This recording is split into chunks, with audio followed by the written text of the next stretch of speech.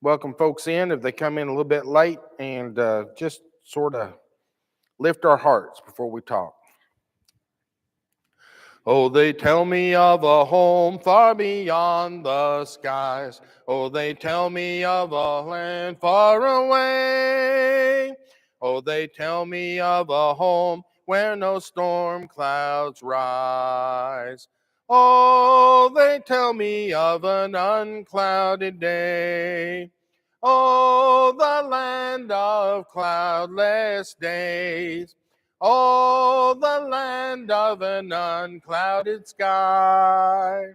Oh, they tell me of a home where no storm clouds rise. Oh, they tell me of an unclouded day. Oh, they tell me that he smiles on his children there, and his smile drives their sorrows away.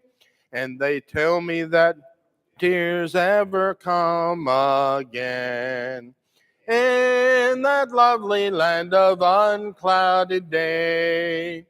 Oh, the land of cloudless day. Oh, the land of an unclouded sky. Oh, they tell me of a home where no storm clouds rise. Oh, they tell me of an unclouded day. I was leading songs not too long ago in Boston, Massachusetts, and this guy came up to me and said, I feel like I just watched an episode of Hee Haw when I heard you lead singing. And I said, well, thanks so much. And he went, not a compliment. And I went, oh. So I told him, I said, I'm going to announce when I get up there that I've added 10 minutes to the sermon just for you. We'll see if you survive the day. But it was interesting being up there because people traveled so far because they don't get many speakers that come in and do that. And I met some really, really amazing Christians. Some were in congregations of 6, 7. This one congregation, they had 21, and they were so excited because just 3 weeks before, they only had like 14. It was just an amazing thing. And I'm thankful that when I travel, I get to meet the Lord's church. And I'm so thankful I've been able to meet you. Carrie's not in here, so I'll tell you, I really love Carrie. He's a really good friend. He's a very loyal friend, and I'm grateful to God for him. I love Lenora a little bit more, but I do love Carrie, and I want you to know that I trust Carrie. And I am glad for you that he's your preacher. And I think that as you go on through time, you're going to come to appreciate that fact more and more all the time. But all he does is brag about you. And I think that's a blessing for him as well. I want to talk for a moment about maybe one of the key moments in the ministry of Christ. But certainly when I read through scriptures, it's one of the key moments to me in learning how to live like Christ. You know, from yesterday, those of you who were able to be with us, I teach evangelism. And this lesson is the heart of evangelism, the core of evangelism. I was there in Boston. I was teaching them how to change the world around them for Christ. And I've been amazed at the few people who have come to Christ in the days following that trip. And it's because they're doing this simple thing. See, they thought evangelism was hard. They thought it meant going up to a stranger and getting them to have a Bible study with you and all those things, which that's partly true. But I've always found that Bible studies just come to us if we're living life the way we should and if we are truly being the disciples of Christ. You can go ahead and open up your Bible to John chapter 13.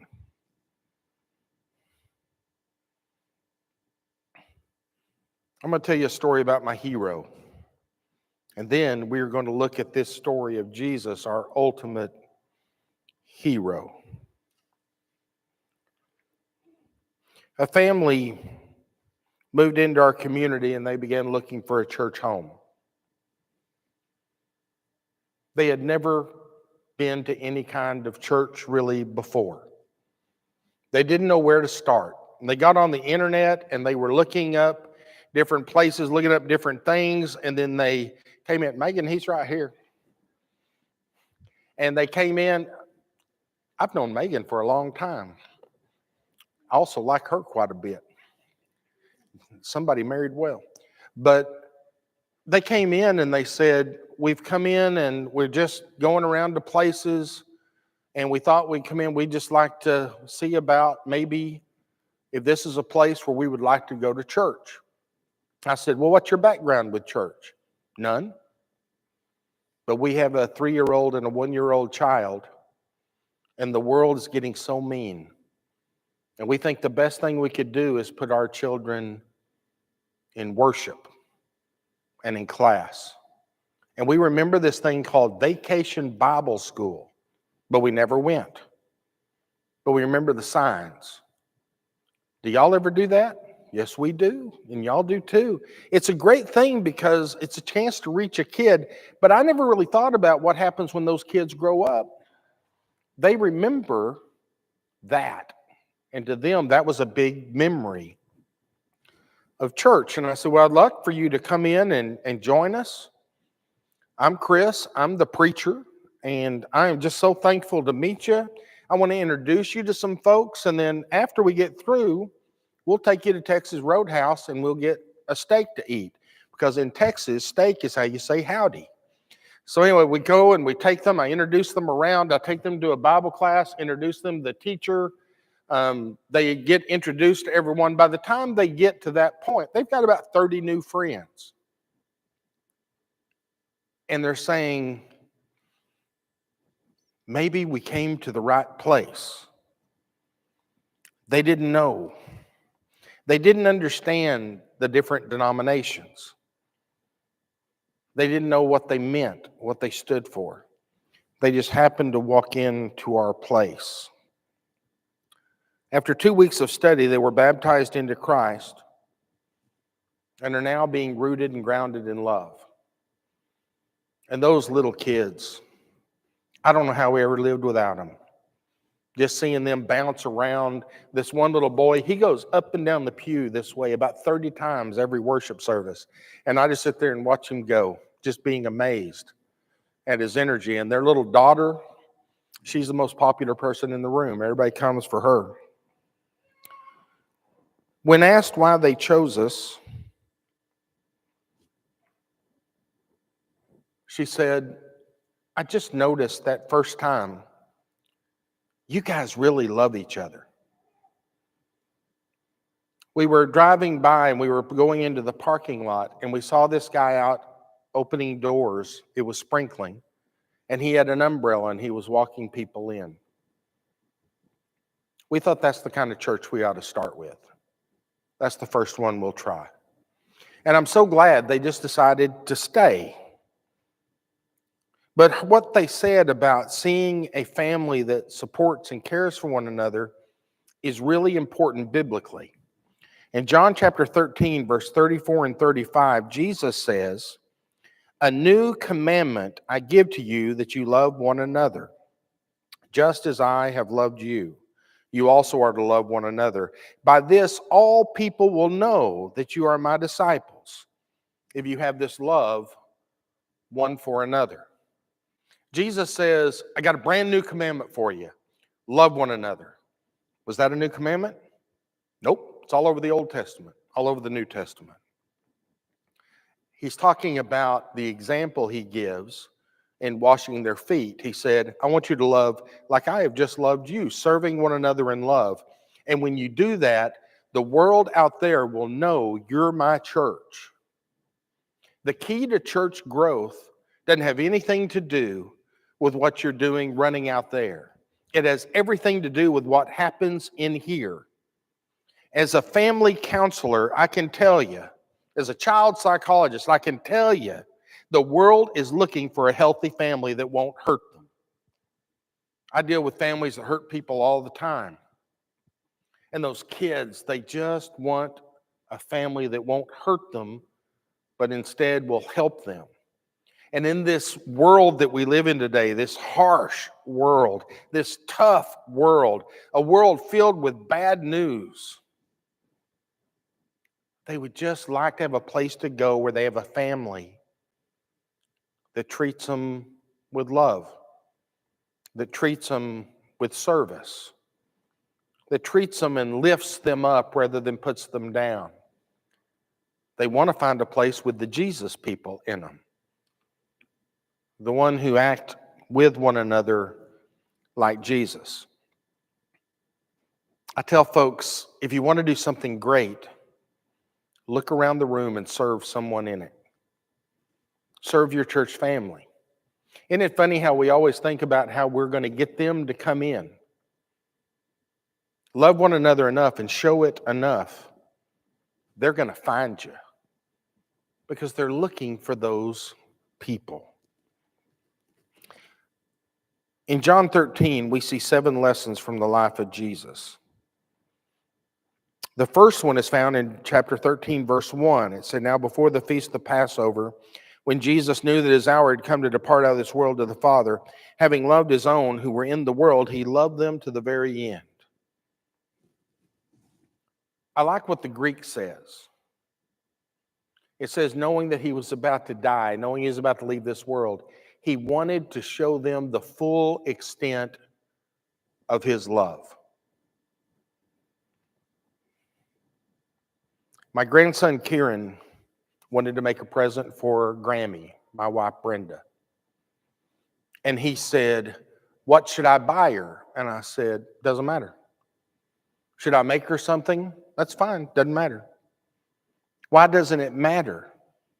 And I said, "Because when you come in there with anything, Grammy knows exactly how much you love her. And she loves you that much or more." He went outside and he picked dandelions. Not the world's greatest flower, but you would have thought he brought in 1,000,000 roses, the way my wife acted when he came in. We found an old baby food jar, and I put some in there, and he carried them in there, and he held it up to Grammy, and he said, "I love you this much." And he had her. At that moment, he could have had anything in life, I think. But he wanted to show her the full extent of his love, so he gave the gift he could give. And I started looking at Brenda thinking, okay, if I want to give her the gift that shows the love I have for my wife, what can I give her? I would give her anything I have. I can't think of anybody I want to show that to more. But that little boy did with a little bit of flour something that I can't seem to figure out. What would be the gift that she wants? Well, Jesus looked at his disciples and he knew he wasn't going to be with them long. And he said, "I know how to show my love to them." And he served them. So Grammy came into the room a little bit later and she saw her husband doing all the dishes by hand, because I don't even know how to use that machine. And she said, "What are you doing?" And I said, "I've just decided that today is a good day for Grandpa to do all the dishes." And she said, "You know, it's not our anniversary. I know you get that wrong." I said, "No, I don't think it is. I just want you to know the full extent of my love for you, and I don't know how to show it." And she said, "Washing dishes is a start." Jesus didn't preach them a sermon. He didn't do some great miracle. He didn't give them some great gift. He served them. And that was an amazing, amazing gift. The second thing I see is in verse 2, where it says, during supper, when the devil had already put it into the heart of Judas Iscariot, Simon's son, to betray him. Jesus shows the full extent of his love while Judas is in the room, but he knows that Judas is the one who's going to betray him and it's going to lead him to the cross. But he decides to love him too. Second lesson I see is that we must know that some won't be faithful, but we're going to treat them the best we can anyway. My uncle named Allen, Uncle Allen, he got really messed up in Vietnam. I think I became an Army chaplain and psychologist partly because I would have loved to have fixed him. He hated God when he came home. He couldn't believe a good God could make such a horrible nightmare. He was a tunnel rat, crawling through tunnels, killing whatever was in it.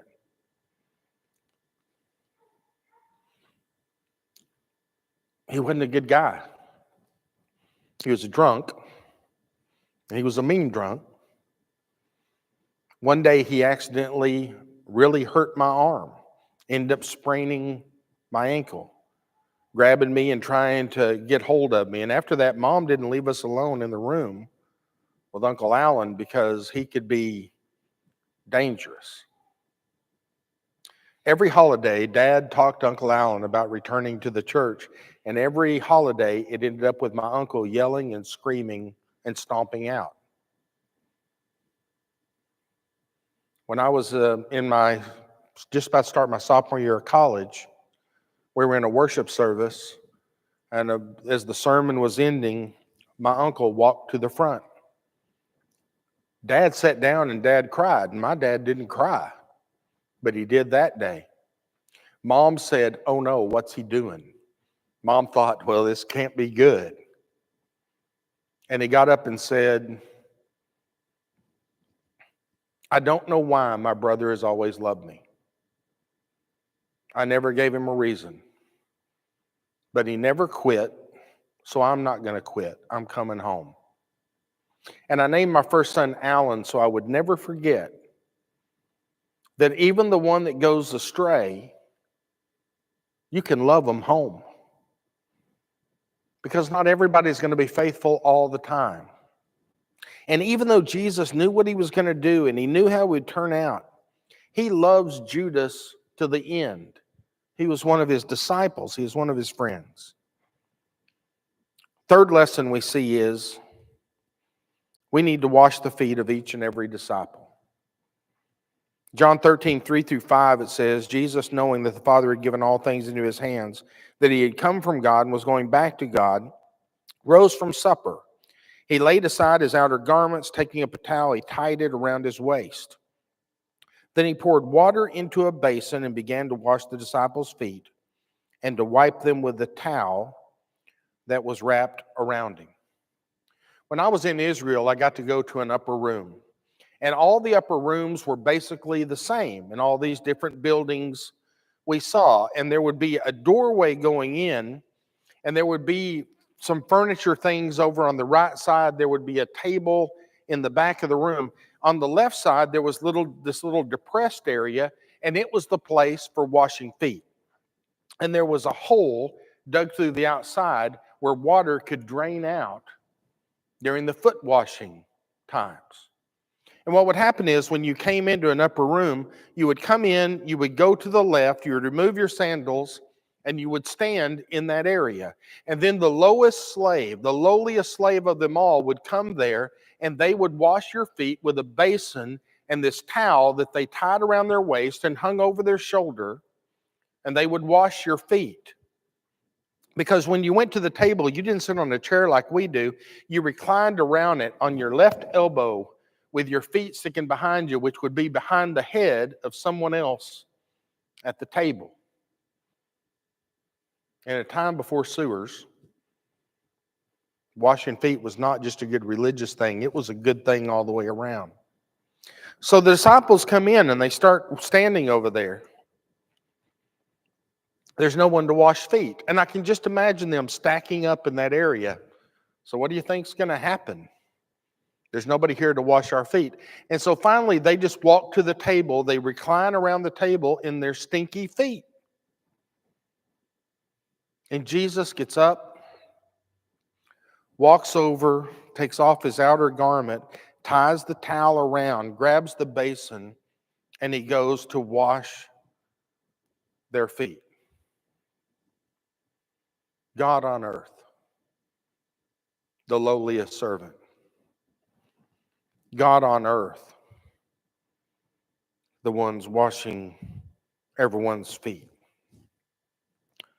The next thing I see is that some disciples are harder to serve than others. Verse 5 through verse 9, Jesus goes up to Peter and says, Peter, I'm going to wash your feet. And Peter says, no, Lord, not my feet. You're not going to do that. Because he's the rabbi.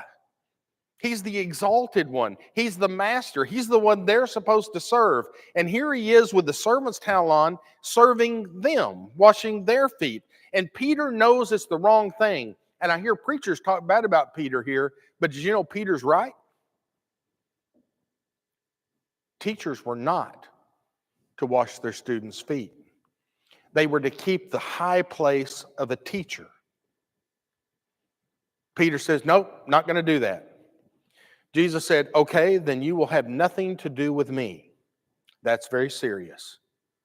And so Peter says, let me stand in the basin and you can pour water over my head. Give me a whole bath then. And Jesus, I'm sure, was thinking, Peter, to wash your feet is enough. And he washes Peter's feet.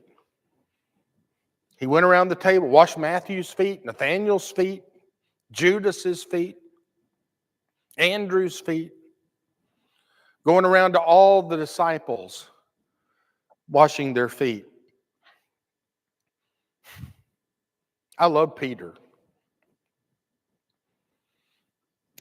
I think it's sad. Sometimes when he makes big mistakes, he's trying to do the right thing, just seems to get in trouble anyway, but that's the leader of Pentecost, the one who will step out and take that chance. Fifth lesson I see is we need to be honest regarding disciples who are struggling and not faithful. Jesus says, one of you is going to betray me. One is not being faithful. Everyone here has got clean feet. He has clean feet, but he's not truly clean. I remember going up to someone at our congregation the other day and I said, I just need you to know, I understand, I know that you ran away from your family. That you're living with someone you are not married to. And I want you to know, I know. And I want you to know this is Matthew 18 time and I'm the one coming. And if you don't turn your life around, turn it back to God, go try to restore yourself to family, I'm getting someone else and I'm coming back. It's a hard thing to do to confront sin. But Jesus, even during this key part of his time, he's going to do that because he wants them faithful to the end. Number 6, we need to teach and be an example of washing the feet of one another. I love what he says here, beginning in verse 12. When he had washed their feet and put on his outer garments and resumed his place, he said to them, do you understand what I have done to you? You call me a teacher and Lord, and you are right, for so I am. If I then, your Lord and teacher, have washed your feet, you also ought to wash one another's feet. For I have given you an example that you also should do just as I have done for you. Remember them all standing around in that area looking at each other? Who's going to wash our feet? The answer is clear. Peter, you should have washed Andrew's feet. Andrew, you should have washed Matthew's feet. Matthew, you should have washed Judas's feet. Judas, you should have washed Nathanael's feet. See, what ought to be happening is the disciples, the learners of Jesus, they should have been washing each other's feet. That's what ought to happen in the Lord's church. You walk in, you go over, and you go, here, let me get your feet. You get his feet. Somebody will eventually get to my feet. And we serve one another that way. And that's what he's talking about, is serving one another in the way of the foot washer. He said, me, I had to wash your feet because you would not wash the feet of each other. There's a little sting in what he says. Guys, you don't need a servant. You are a servant. And I've shown you that even I could be your servant. The saddest thing I know about this is the fact that Judas went to go betray Jesus with clean feet. Peter went to go deny Jesus with clean feet. Jesus went to the cross with dirty feet because no one thought to wash his. When we don't wash one another's feet, we're not washing his. And really, that's ultimately the great work of the church, I think. Sometimes I see people's feet and I go, ugh, those are sort of stinky, but it's my job to wash them. I'm the servant. When I first moved to Wichita Falls, I preached a sermon entitled, "It's Nice to Meet You, I'm Your Servant." And I really believe that as a preacher in the Lord's church, I have to take that role, be the servant of all. You don't hire a preacher to be a leader. You hire him to serve your needs. And we talked about this and about this passage. I remember this one lady coming up going, I don't know where you got your definition of preacher, but preachers have always been a little bit more bossy than that. And I said, don't you think Peter was? But he had to learn the lesson of washing feet. We have to do that too. And number 7, the world around us will see us as true disciples of Jesus when we are actually true disciples like Jesus. The verse again is John 13:34 and 35. A new commandment I give to you, that you love one another, just as I have loved you, you also are to love one another. By this all people will know that you're my disciples, if you have this love one for another.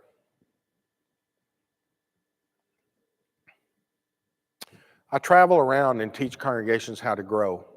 Step number 1 is serve one another till everybody's got sparkly feet. I think we can do that. I'm scared to go talk to strangers. I'm not talking about talking to strangers. I'm talking about talking to one another. Serve one another enough.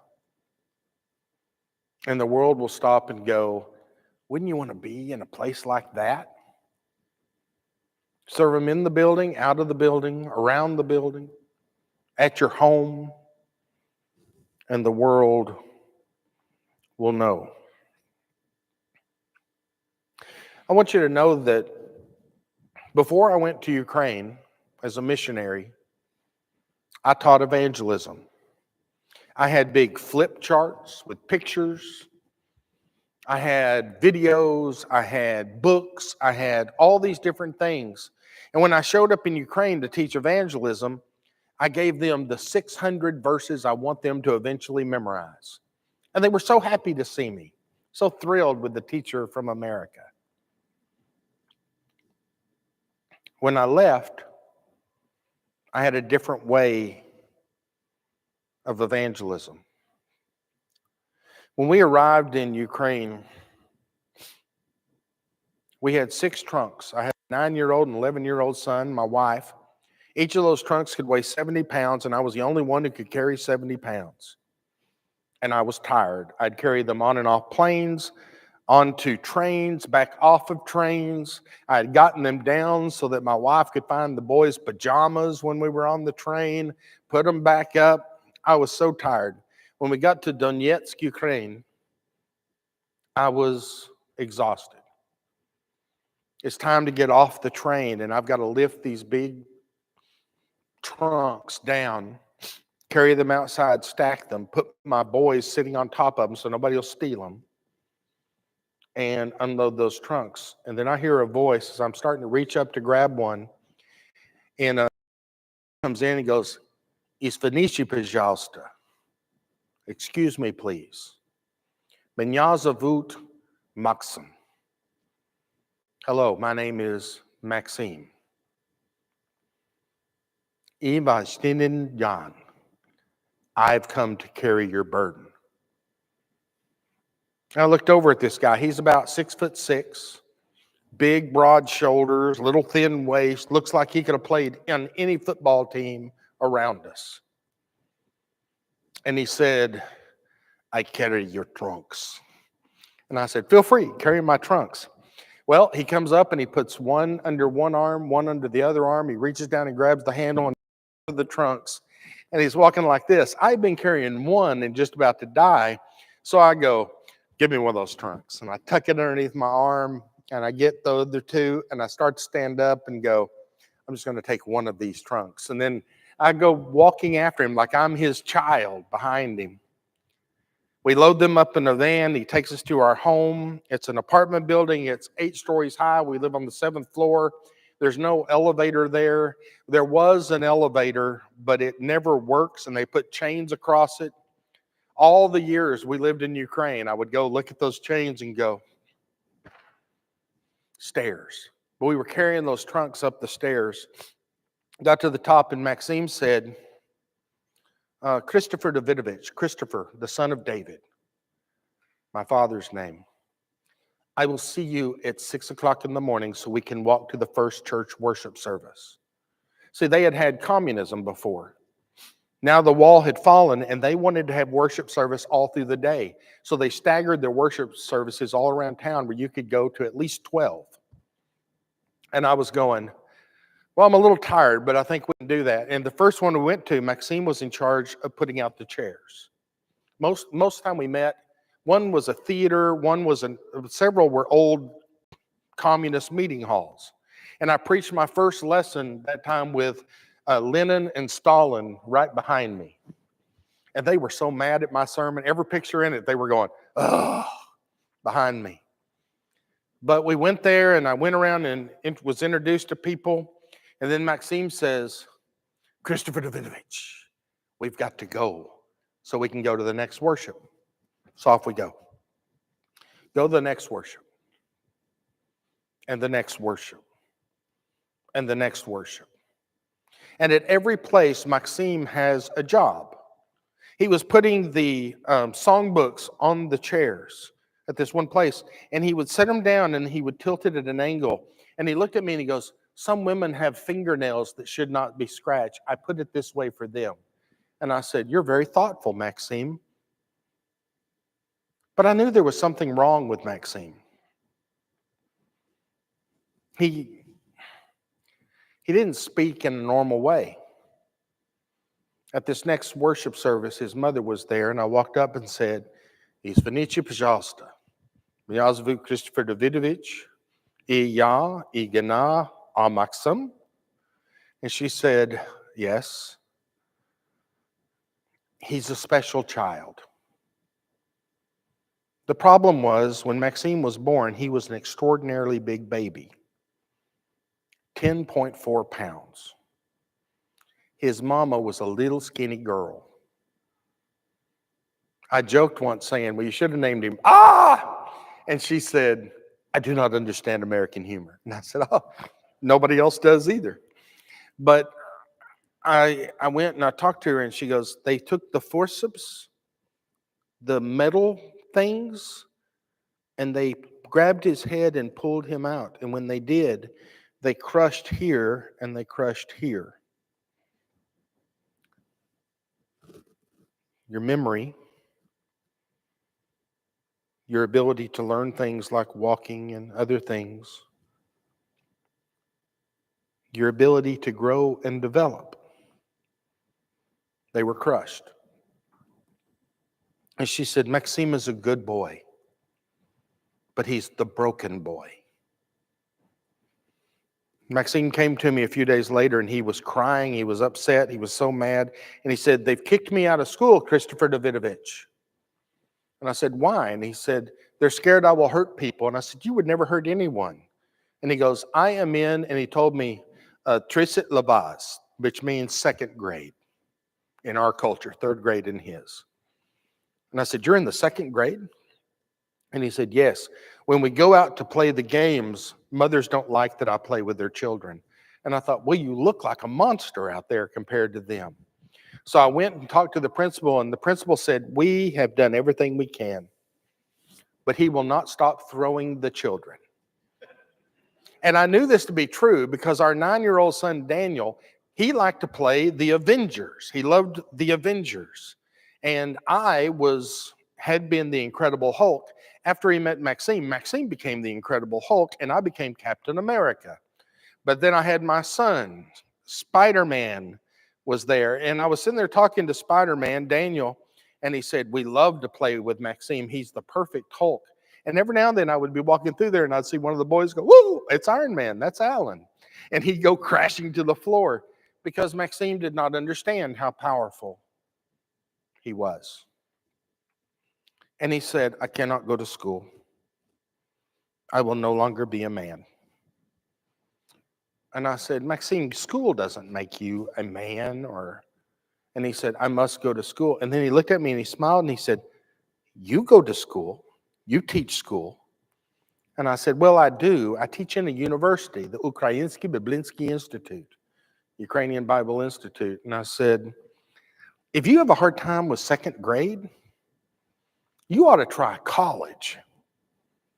And he said, it's the school of Christ. And I said, yes, it's a Christian school.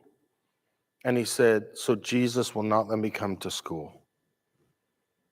See what a genius he is? He thinks he's not smart. He's a genius. And I said, Maxie, I called him Maxie a lot. He hated it, but I don't know. I shorten people's names. I said, Maxim, maybe you can come and just go to my classes. I don't think the other teachers are going to understand.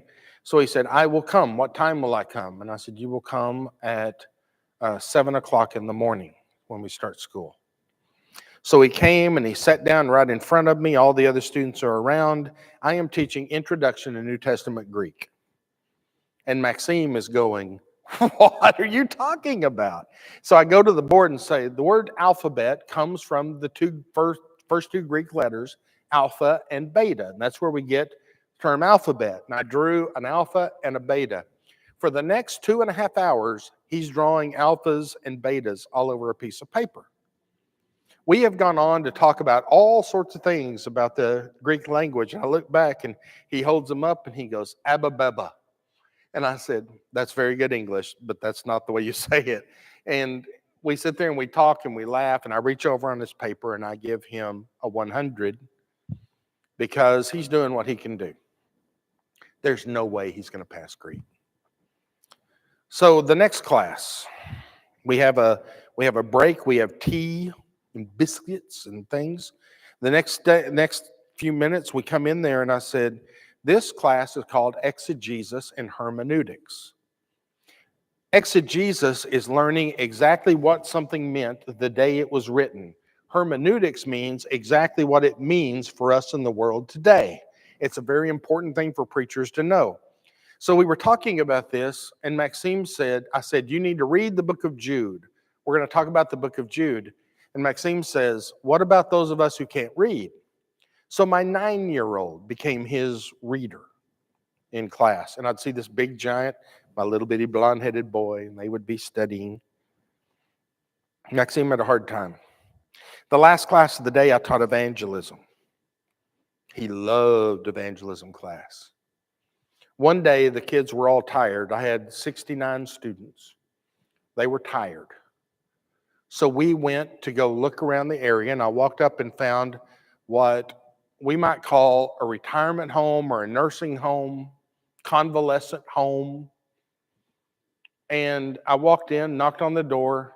They took me back to Svetlana Alexandrovna, the superintendent of the place. And I said, I would like to come in with my students and we just serve the people here. I'll come in with all of them. You can write out a list of 35 jobs and we will come in and we will do those jobs because they need to know that service is the heart of any evangelism. She says, oh, this is very good. We love Americans because y'all want to help us. And I said, I don't necessarily want to help you, but we're going to do that. So I showed up. One of my students was gone. So Maxime was going to need a partner. So I went to him and said, Maxie, you're with me. We're partners. This is what we're going to do. They're going to go through. They're going to start with some really hard jobs. Number one, the hardest, go all the way down through 35. You and I are going to go talk to people about their problems because that's what I do. And he said, Oh, you're good at problems. And I said, oh, thank you. So we're going through, and Svetlana Alexandrovna comes up and she goes, okay, job number 1, clean the old bedpans. And I went, woo. And Maxime went, me and Brother Chris will clean all of the bedpans. And I said, Maxime, we're not going to do that. Do you remember what I told you? And he said, you told me that we would go around and talk to people. And I said, yes. And he said, but the hardest job is job 1. Jesus would want us to do job 1. Maxime. We were given basically a chisel about the size of a regular screwdriver, a thing about twice as big as a regular toothbrush, a sponge, and a bucket of cold water. And when they opened up this cabinet, moths flew out, maggots were everywhere, over about 120 stored bedpans. And I looked at Maxime and said, I don't care if you are the Incredible Hulk. I just had all I can take, Maxie. And he says, we can do it because we're good at it. And I said, I don't know if we're good at this or not. Turns out Maxime was really good at it. I held us back. He would chip everything off, and then I would get it wet and work with that brush until we could use the sponge, dip it in water, and we put it back on the shelf over and over and over and over and over and over and over. It was the worst day I remember. I was a pig farmer, and I was grossed out. I went home. My wife said, wait. You're not coming in this house. You need to take your clothes off out here. I knew how to get rid of skunk smell. So I sent her out to get tomato juice and pickle juice. It does not get rid of every smell. So I got to sleep in the living room for about 2 days. Next day, Maxie didn't show up for school. I thought, well, he's probably tired. We wore him out. And then I thought, they told him he wouldn't live long. His heart was so big that his valves weren't working correctly. I thought, so I called his mother and I said, Irina, is Maxime Doma? Is Maxime home? And she said, no, brother, he's with you. And I said, no, sister, he's not with me. We'll go find him. So I took all those students out and we walked between his house and the school. And as we were going, I saw the nursing home. Went walking over there, banged on the door. Svetlana Alexandrovna came with the guy with the machine gun. There was always a guy with a machine gun. And they came up to the door and I said, Есть Maxime сейчас. Get Maxime now. And he came walking out with his head down. And finally he looked at me with tears in his eyes. He said, I know you're the good teacher from America, but I don't understand anything you talk about. It's too hard. But I can clean. And I can talk to these people. And I can help them. She said he's cleaned all the floors. He has washed all the sheets. He has cleaned all the windows. And he has talked to everyone here. And he keeps going up to them and saying, Меня зовут Maxime. My name is Maxime. I am a member of the Church of Jesus Christ. And my teacher will tell you the gospel.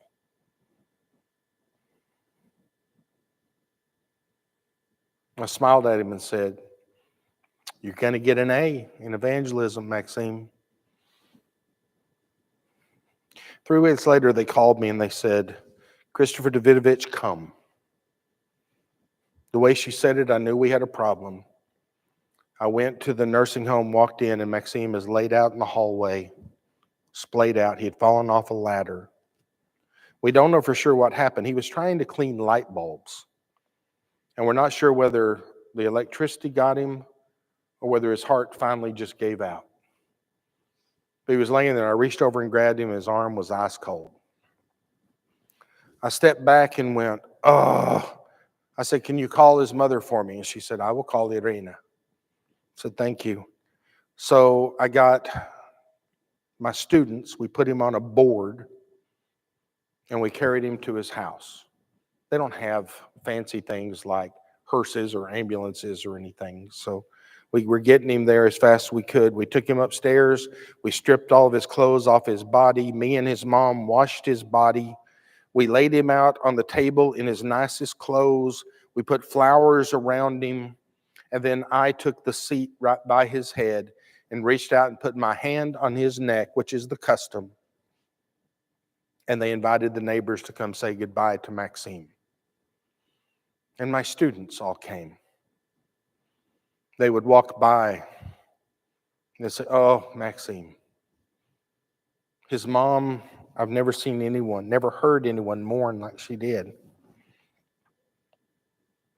And then my kids walked in.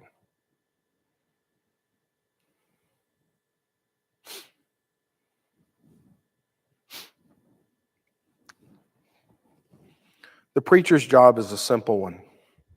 They have a shallow coffin. We had some of our students lifted up. We all tied red and white towels around our arms. That's the servant towel. They lifted him up. 4 students walked behind with the lid of the casket. I walked in front with a hammer and 6 nails, because my job is to say the words and then nail the lid shut. I don't remember for sure what I said. I didn't do a very good job, but I felt like it was my kid in the box. As we were getting about halfway through the service and I was getting ready to use the nails, three trucks pulled up. And out of the first one, the first person that came off was a man on crutches. And I said, "Oh, the nursing home's here." Then a woman pushing a wheelchair came in. Then there was a deaf woman leading a blind man through the graves, and they came up. The first one was the woman on crutches. She said, "Are you the priest of Maxime?" And I said, the priest? 1 Peter 2:9, we are a kingdom of priests.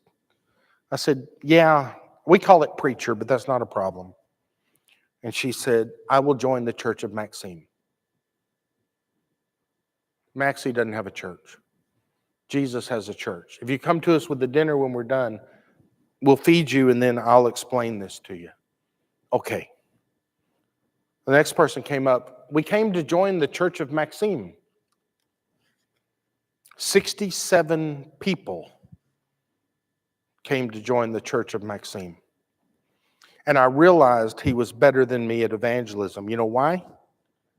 Nobody had ever come up to say, "I will join the church of Chris."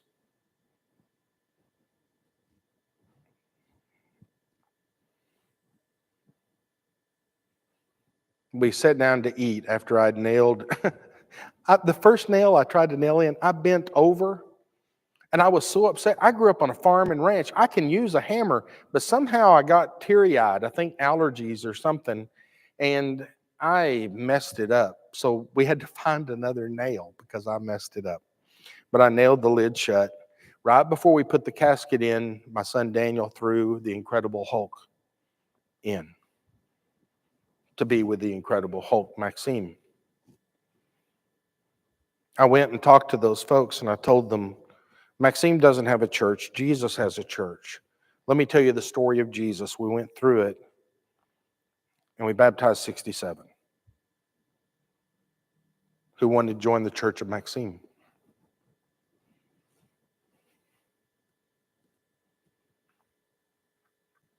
I was at the Tulsa Soul Winning Workshop and they had 6 of us up there and we were supposed to tell about our hero in evangelism, and everybody else had heroes and everybody clapped for them because they knew them. This one guy said, "Howard Norton," and everybody went, "Oh."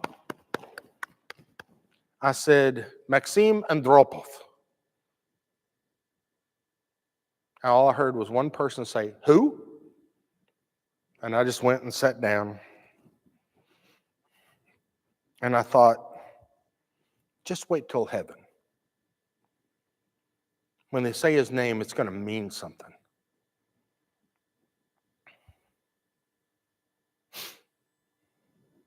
I have been changed by a guy that fixed a cart and a guy who served in a nursing home. They have framed who I am. I came back from Ukraine and they asked me to teach evangelism in this group called AIM at Sunset. And I go to them the first day and I tell them that story and say, we're not going to have flip charts. You're not going to learn 600 verses. But you're going to have muddy knees, wet hands, and tears in your eyes when you're done. And we're going to change the world. That's your message. I'm still waiting for someone to come up and say, I will join the Church of Chris. Maybe. My hope is that when we go to heaven, I will have the opportunity to introduce people to Maxim and Dropov. I hope he has his full mind, but I hope he hasn't lost that special thing. Evangelism is easy. Serve that one. Serve the person next to you. Find the one with the dirtiest feet and scrub them extra hard. Because then you'll be like Jesus. And people want to join Jesus. I don't know exactly when we get through. I could take y'all to midnight if you'd like. We can set someone up top and see, what happens. Yeah, I don't want Jimmy to fall off. But I do want to tell you thank you. I tell the story of Maxime about once every 4 or 5 years. Well, that's not true, because when I was teaching AIM, I told it every time, right? Now I teach evangelism for the preaching students, and I tell them, and it's a little different than when I told it to the AIMers, because the AIMers seem to identify with it. The preaching students go, oh, that'd be a great lesson for me to tell someday. Doesn't work if you don't live it. Just have to do that. Let's pray.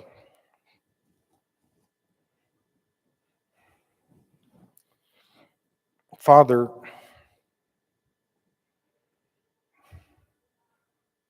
I just want to be a servant like that. Change lives. Father, help us to do the best we can to serve one another, and the world is going to see we're your true disciples, and they are going to come because we're like Christ. And Father, I just pray that you continue working on me to make me like Maxime, because the more I'm like Maxime, the more I'm like Jesus. Be with us as we try to serve one another so that we can shake up our community for you. It's in Jesus' name we pray. Amen.